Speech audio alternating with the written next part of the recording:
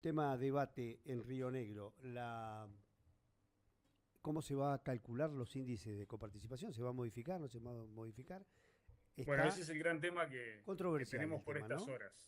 Sí, he leído algunas opiniones en Facebook, porque todavía lo tengo geolocalizado por allá, y he visto que hay gente que dice que Viedma puede llegar a perder el 10% de su coparticipación, que a otras ciudades le podría pasar lo mismo.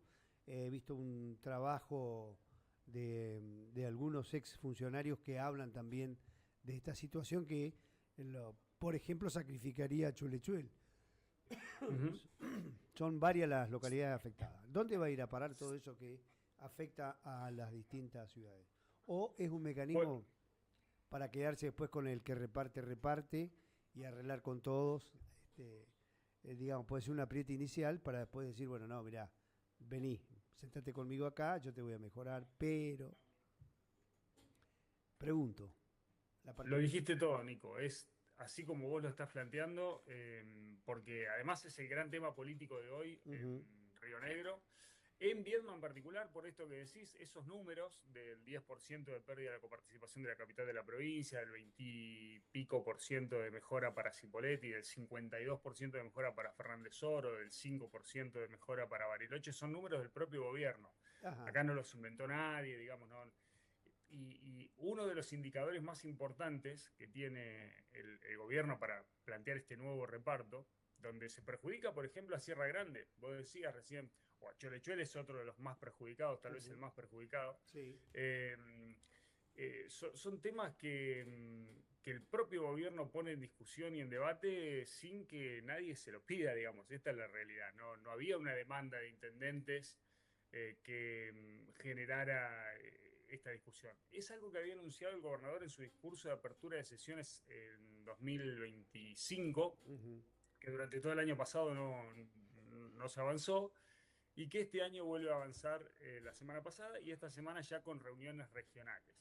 ¿Qué es lo que dice el gobierno? Bueno, uno de los indicadores principales que tenemos es el censo de 2022, porque el mal censo hecho, de 2001 es con el que se hacía el reparto, es sí. decir, hace 21 años antes del censo 2022.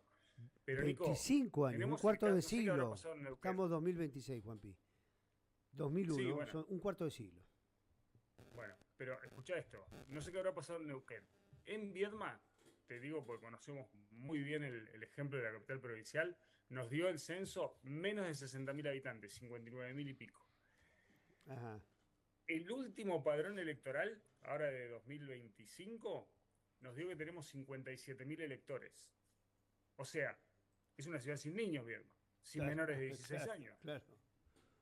Entonces, el censo 2022, plena pandemia, pésimamente hecho, ata a Viedma y la pone en una situación de muchísima debilidad. Un indicador no Ujú. puede generar que Viedma pierda 10% de la coparticipación, que serían alrededor, Juan Manuel Pichetto lo calculó en 2.300 millones de pesos, pesos, a mí el cálculo me da más cerca de los 3.000 durante este año, porque creo que Juan Manuel no tiene actualizados los valores del año pasado, que para que te des una Ajá. idea, son unas 65 cuadras de asfalto para Viedma.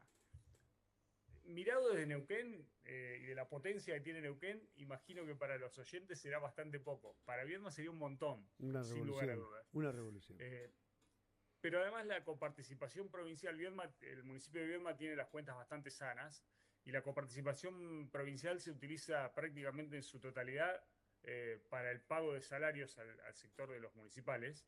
Igual en un equilibrio importante, Viedma debe andar en el 50 y 50 en relación a salarios y el resto de los servicios. Pero bueno, sería un impacto notable. ¿Pero qué está diciendo el gobierno? Esto que decías vos, Nico, Sí. tranquilo, porque a los municipios que perjudiquemos los vamos a compensar. Pero esa compensación es a sola firma, a firma del funcionario, del gobernador, del intendente de turno.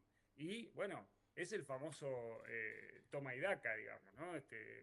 Porque si no, deberían dejarlo expreso como mínimo una ley que trascienda las gestiones, porque si no mañana se enoja el gobernador con el intendente y le saca, así como sacó los subsidios Claro. en enero de este año al transporte, que ya los había sacado Nación en 2024, bueno, también le podría sacar ese 10% de más de coparticipación que recibe. Así que me da la sensación que lo que está haciendo el gobierno es generar mucho poder de negociación con los intendentes para compensar a los que pierdan y fortalecer a las ciudades que ya están fuertes. Por ejemplo, Cipolletti, que recibe todo el derrame de vaca muerta y que está teniendo realmente un Vos sabés crecimiento muy que importante, sí, sobre todo empujado por el sector privado. Y además que recibe innumerables cantidades. Es el gran mimado de la gestión de Alberto Beretiné, que es el intendente Rodrigo Buteler, que recibe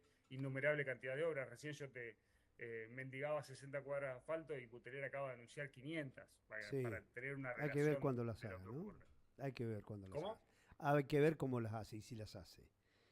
Bueno, Eh, bueno, pero digo los anuncios por lo menos, desde lejos se sí, ve lo que una... hablabas del derrame de vaca muerta es cierto, y vos fijate la transformación, por ejemplo, de Fernández Oro. Fernández Oro se ha convertido en un gran desarrollo inmobiliario. Mucha gente que necesita espacio y tierra van a construir ahí. Y la verdad, ha crecido muchísimo. Cuando uno circula por la ruta 65, que es la ruta chica, como se le dice, allí vos te das cuenta de cómo ha crecido Fernández Oro, inclusive Allen, todo lo que está cercano a los yacimientos, también para el lado de Barra del Medio, ¿no? Río Negro en esa zona tiene una dinámica que es el derrame de lo que deja la industria hidrocarburífera, ¿no? Un poco tiene que ver con eso. Y después lo de Chipolletti, yo creo que hay una decisión política que creo que es el candidato alternativo, ¿no? El muleto de Bereltinec es Buteler, y creo que en función de esto hay una, vos te das cuenta en las redes cómo se manejan las comunicaciones y te das cuenta que está siendo el hombre que van levantando, y creo que es el candidato alternativo porque los números del actual gobernador después de 15 años hay un fuerte desgaste, fuerte desgaste. Uno habla, ¿dónde habla? En las localidades donde habla, salvo en la política, que todo el mundo dice, no, me senté con Alberto, hablé con Alberto, porque Alberto, todos hablan de esa cercanía con él, porque el mundo de la política vive de esa relación, que es quien tiene la chequera y el manejo del Estado. Sí, sí, sí, Buteler puede ser el sucesor de Beretinek. No sé si en esta, tal vez en Viedma vivimos muy también inmiscuidos en esto que vos decís, muy, Mm. muy de círculo rojo, Ajá. pero, pero sí además Buteler tiene otra función, que es bloquear el ascenso de Tortorielo, que es la gran bestia negra que tiene el gobernador Alberto Beretinek. Sí, Beretinek no le teme a nada, salvo a Tortorielo. claro, y la justicia tiene un papel importante también como operadora en esta circunstancia. Con lo de Rogioni se nota. Eh, bueno, veremos qué pasa con Tortorielo, que me parece que es el único que no va a zafar.